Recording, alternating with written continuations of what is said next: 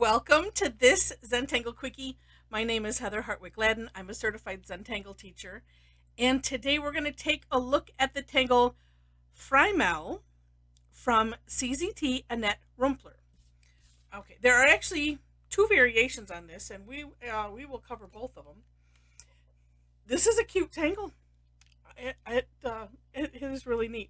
Okay, this is based on a dot or a dot grid or a circle grid, meaning the grid is, or an orb grid, probably better termed. So if you are familiar with Cadent or even Huggins, it's a grid like that, as you can see here. So just putting orbs in as close to a grid as possible. All right, then, and I know, let's see, it's somewhat similar to Cadent in that we have the orb grid, and we're going to use the S shape, but we're going to use it quite differently. Okay, so yeah, you can see fine. Okay, so the first one we're going to do a backwards S, and we're going to use the takeoff and land concept, and that means, but we're going to do this on the diagonal, where Cadent, we do it, coming down the rows, and actually, fungals, I think that's the name of it, is another one that is similar. Okay, so, but we're going to go on the diagonal instead of, up and down the rows. All right, so we're going to start with a backwards S. So the takeoff and land concept, if you are not aware of it, is we're going to trace over a little bit of this orb, which is our takeoff, kind of like our runway, and then we take off from there. We cross over to do our, making an elongated S, if you will, and then we're going to land on this orb, and there is a landing strip, and that is we trace over a little bit of that orb. Okay. I always used to think of it as slingshotting off planets, but that's just because I like to watch sci-fi things. And then I heard this analogy from Rick, and I was like, well, probably more people understand that. Okay, and like I said, we're doing this diagonal. So however big your dot grid is, then you'll just fill it with these elongated S shapes. Okay, the next one, completely different from anything else that I've ever done. This is really neat. And Annette, thank you for thinking of this. It's one of those things where I just think, how do you, I don't know. I love these brilliant minds of these, tanglers and other CZTs that can come up with such fantastic tangles. All right, this one, so I'm going to start on this. I am going to come off of the top, and I think the best thing is just to watch. It's going to kind of go into a spiral, but I'm crossing, looping around, kind of like a big beginning of a big spiral, and landing on that line. Okay, and so this, we started right here, and we'll keep going until we have no more room. Okay, and I'm just remembering it, coming off the top, coming around, and this is something you can you can sort of play with. How big, how small. I was trying to follow her lead a little bit and make mine a little where this is crossing closer to the orb. I had some, I think it's on my step out where they're down a little bit further, but you know what? It doesn't matter. You guessed it. Okay, then on this one, she has us doing a little aura around this bump that we create. And then filling in that bump. This is, I'm going to guess if you wanted to play with this any differently. as far as the decorating goes, you probably sure can. Say in this one, opportune time for some course correction here, because that bump kind of got out of hand.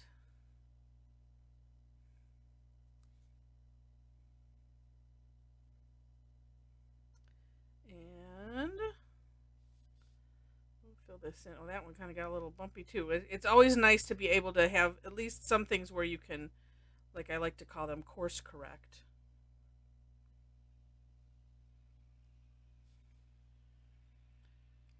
Some things you can't, you just have to live with. Like I was looking at that curve, it's like, well, okay, that one was a little close, but it doesn't matter in the end. There are no such thing as mistakes in Zentangle.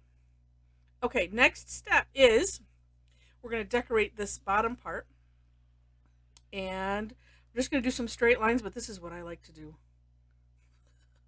I like to have things, come off of something else. And so I just kind of continued those two lines, and then I'm continuing in either direction.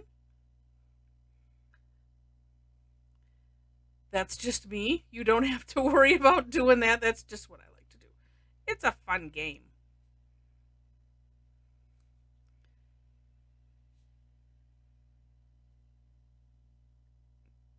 And then you can also choose to fill in those orbs if you want to, that we started with in our grid, or not. Completely up to you. And also shading. Completely up to you as well. But, I do think it looks nice. Personally, I think it looks nicer if we... Oh, no, she has that in the step out. Oh, forgive me. She has filling these in the step out. But you know what? Let me show you really quick. I do this every once in a while on a video. So what I just did, if you want to add a little shine and all you have is a black pen, I a lot of times will start off with put a little orb inside in the direction that I want to have that shine. And if I'm thinking, I would leave it a little bit bigger maybe, and then that way if I accidentally, do something, then I can just reduce it a little bit.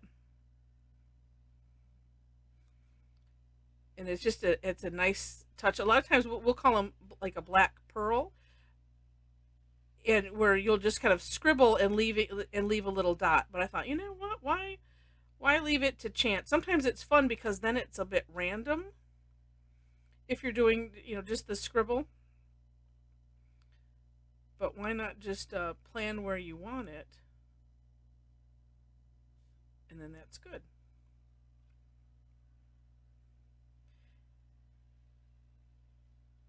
And we've got two more here.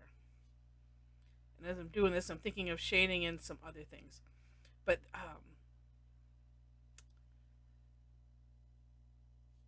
this is just a really cute tangle. And this little guy here, I mean, you could just let him hang out there. If you take a look at the description section, where I have the For More Inspiration link, which will take you right to Annett's blog. Well, I can probably do... Let me do what she did here. Oh, no, she did a couple things. One thing is... Let's see. It probably depends on where it's at. Or maybe not, even. But you can, make another S shape and bring that into the fold. Let's see.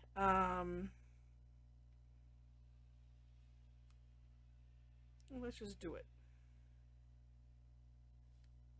And, and like on one of them, let's see, that's going, those are all going up.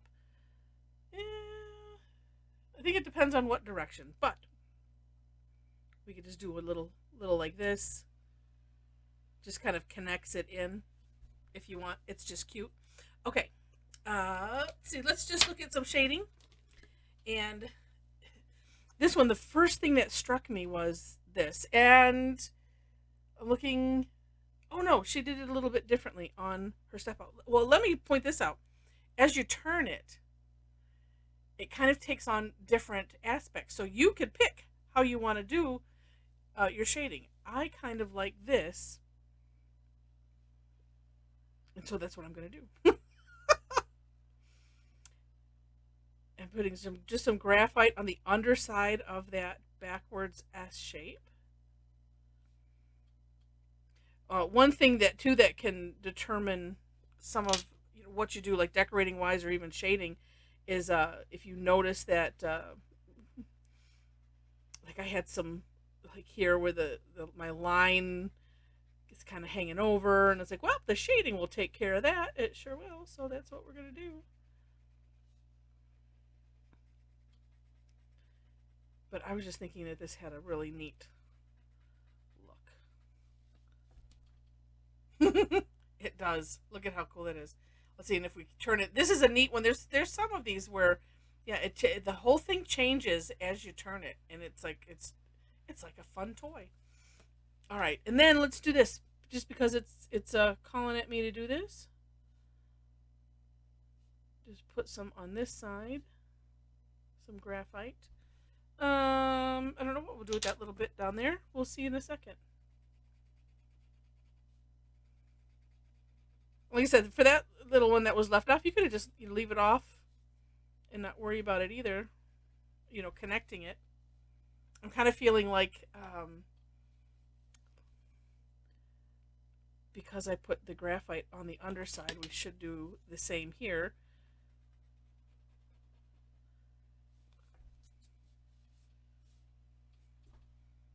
Neat.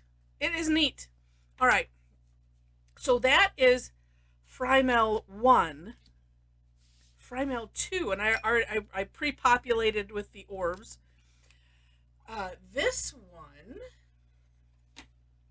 it's using, this was a backwards S. This is going to use a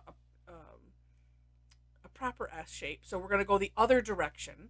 Let's just see what difference that makes. So going on the top, flipping over, coming under, and I tell you what, sometimes it just takes a little extra thought to do things the other way around. Okay, and then, oh yeah, I can fit one more in here. All right. And then this, I'll say, it basically is just thinking opposite period. So like this, gosh, it's so funny where you can't even see. It's like, where did that come from? So this almost spiral stroke came from the top of the orb. This one is going to come from the bottom, but we're still going to aim for up here. So it's going to look like this. So this is going to also be more like an S shape. And then the rest of it is the same. Coming back on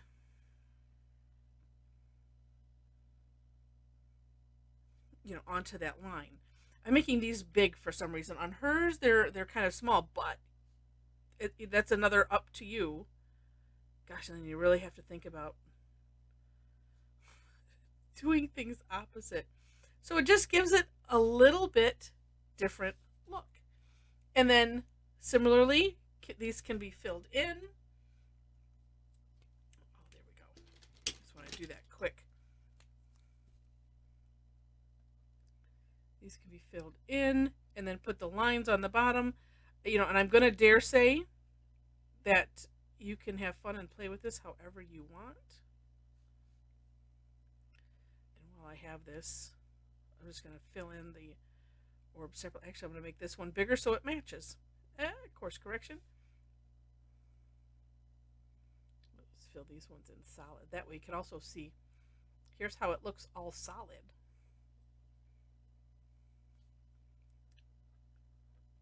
Not that you can't imagine it, but it's nice to have a little contrast.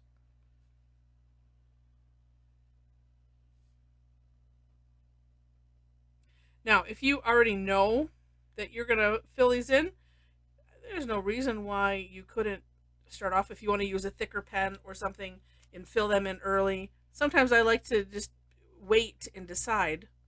But if you know, you might as well just do it, right? Okay, let's tidy this up. That's why I like to come back with the 01 and just tidy up these little lines. And this one she does not have us doing the little aura over the bump. So it's just a different idea on how to do this. It's so much fun. And I like the look of it. And there was a tangle, and of course I don't have it in front of me, and of course it's out of my brain. That where we oh,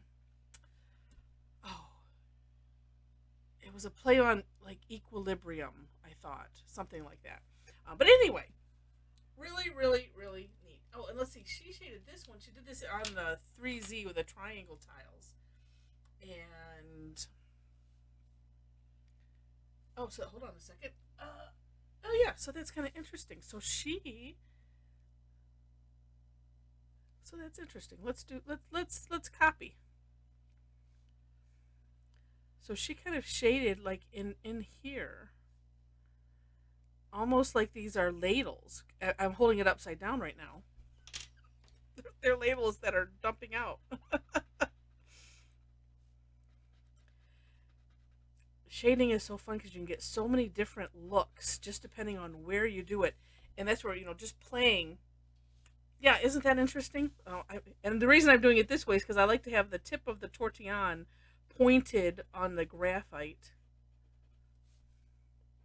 I'm going to just make it a little bit more even and more nicer looking. It's kind of cute. Different look, and like I said, well, we didn't mess with this one turning around. Let's get that going into that little there. It's just interesting. Super neat. But, just a couple little changes. It's, like I said, cool tangle. Cool tangle. Oh, she did take some out here, it looked like, too. But that's for you to play with. However you want to shade, it's all good. Let's do it there. Then we have like a little topsy-turvy thing going on. Oh, very cool. Well, I hope you enjoyed this one. If you did, would love to have a thumbs up. Feel free to share it with your friends. And if you like it enough to see more, I would love to have you be a subscriber to the channel. And of course, that is free. Just hit the subscribe button. If you would like to connect with me, do some online classes, I have both classes that are free and then some that are $25. I also have a club membership, which gives you a discount and basically all access to everything that is paid, as well as knowing that you're supporting me in my efforts to do this. Also, subscribing and things that also helps me to keep myself in pens and keep the lights on. So I appreciate all of that. So, all right, I think that's it. Thanks so much for watching. I hope you enjoyed this one. I just think it's adorable, and have fun with it. I wish you happy tangling.